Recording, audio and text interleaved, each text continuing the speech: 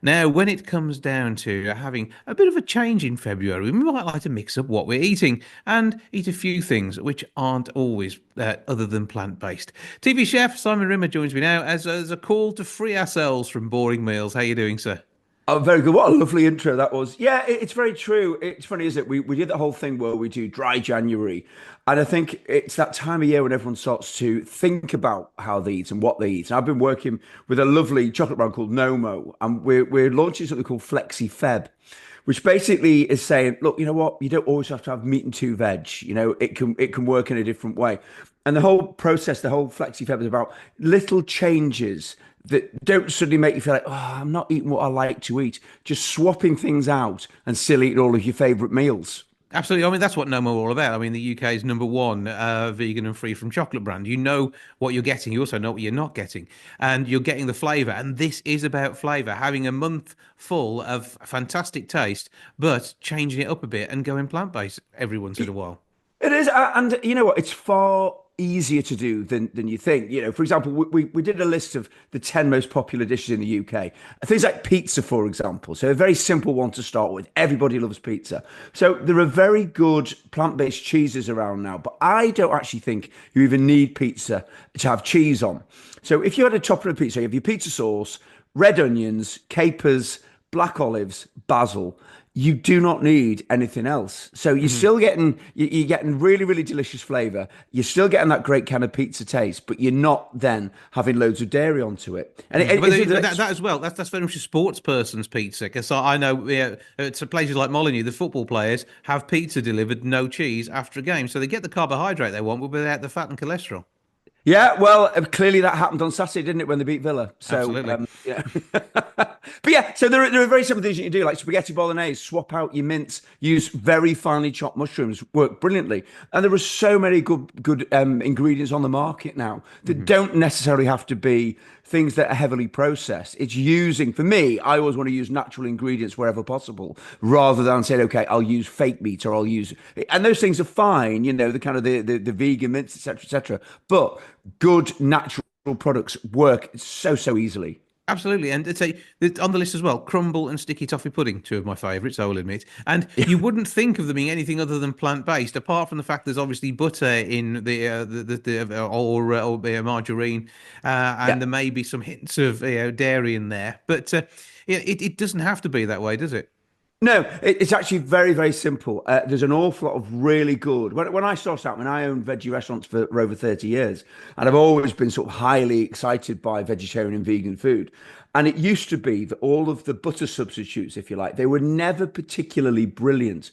There are so many on the market now that behave, I would say 90% of the time, like butter. So they're solid blocks. So in the way that you would use butter to make a crumble, so you're Mhm. rubbing it in with flour and with sugar, then using the vegan alternatives works absolutely brilliantly now. And the results are quite astounding. And you would never know. If I made you my plant-based crumble, Jason, you would not know that you were eating, if you like, a regular crumble. Right, okay, we'll just have to sort some time out to get that one in because I do like my crumble, as I say. And you could probably even knock up a nice plant-based custard in some way or form as well, or an appropriate Oh, sauce to go with easy. it. That one's dead easy. Coconut milk. I put a little bit of turmeric in so you get that lovely yellow color, a bit of sugar, a bit of vanilla, and you literally just kind of bring that slowly to a boil Mhm. and thicken it with corn flour, and you get a really delicious, delicious custard. And you can add other flavors into it. I mean, the Nomo chocolate melted into it, the creamy chocolate that Nomo do makes the most delicious chocolate custard. In fact, I made an amazing trifle for Nomo as part of the FlexiFeb campaign. That was one that surprised me because trifle it's got a set, so you've got some gelatin in there, which obviously can be plant-based, but Yeah. it's the agar is sometimes used in the jelly. And it's brilliant. That agar is so good. It's set just as well as gelatin. The other thing I would say about it, that people sometimes the first time they use it, it doesn't always stay completely clear. So if you're making a regular jelly and you get, it's very, very clear using gelatin, sometimes you might get just a little bit of cloudiness from the agar. But flavor wise, it's absolutely delicious. It doesn't always happen, but it's just some people go, have I done something wrong? It's actually just the nature of the beast, but the flavour is delicious. Well, see, I like to put in a lot of Swiss roll at the bottom of my trifle, so Oh, that will yes. make it cloudy anyway. So I ain't going to notice. So we got this could easily be veganed up to make it just a bit more friendly. But the one that's obviously got to be done, it's Nomo we're talking. It is chocolate, so the chocolate fudge cake, and I mean that this is got to be an absolute gift, hasn't it? Oh, completely. And it's funny that I have found that making plant-based cakes, I've got really excited by them because it used to be when I first started making them. I think when anybody starts making plant-based cakes, they sort of think this is a bit squidgy. It doesn't feel quite the same as a cake because you don't have the eggs in it and you don't have the dairy products. But when you actually taste them, you think, you know what, this is actually completely different, but the same, if you know what I mean. So you're getting all of the flavor and a slightly softer texture. And I've grown to really, really love it. And now you're making a gluten-free plant-based chocolate cake is really good fun now. It used to be historical when I used to make it think, because say if I was making it for somebody with dietary requirements, I think, oh, I'm not sure if this works. But now things like the Nomo vegan chocolate is fantastic. Gluten flours are getting better and better and better. And so you can make incredibly exciting dishes. And as I say, the fact they're plant-based is almost incidental.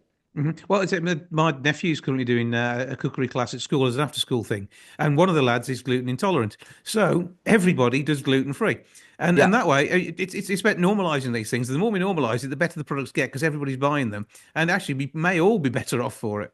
Well, yeah, and I think as well. I think if you sit with two vegan cakes, for example, next to each other, gluten-free cakes sit next to each other, then if the one that's gluten, the one that isn't, you will see that there's a difference. If you just accept the fact that, you know what, this is a delicious cake, the fact it's gluten-free is irrelevant. Is this a delicious cake? Yes. And I think again, that's an awful lot of what the FlexiFeb thing is about. It's not saying how would this compare to what I would normally eat. Say what I'm eating is delicious. And Mhm. that's what it's about. You know, at the end of the day, what we want when we eat is, am I satisfied and is it tasty?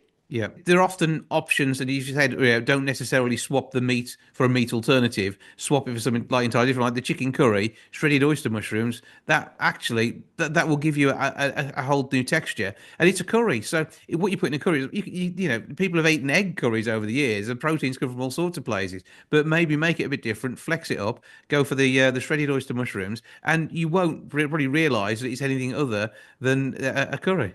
I think we should probably swap roles today, Jason. I think you're almost better informed than I am at all. But there is some fun to be had out here, and so enjoying an alternative. In the case of Nome, I mean, this is something which has been on the shelves, and you can find it in your local supermarket. I loved at Christmas; they did some fantastic little Christmas characters as well. So you can now gift it, and I'm sure there's going to be a fantastic Easter range on top of all of that. And it just becomes normal. You can now share something and not have to worry about whether it's going to fit in with somebody else's dietary requirements. Just share the one thing, and it's all the same for everyone. Exactly that. And I think as well, another thing that I think is good with the Flexi Feb is I think if you just spend a little bit of time going down that free from aisle in a supermarket, I think a lot of people will be surprised at the fantastic range of products that are there. And I think it's almost one of those that the supermarkets almost isolate it and make people think that's not for me. I think whether you have any dietary requirements or not, there's some very good products on the market in those free from aisles that are worth looking at. Things from ketchup to flowers to whatever. Things Mhm. you think, okay, I might try that. Is it gonna change anything for me? Will I feel any better for it? It's just a nice little adventure.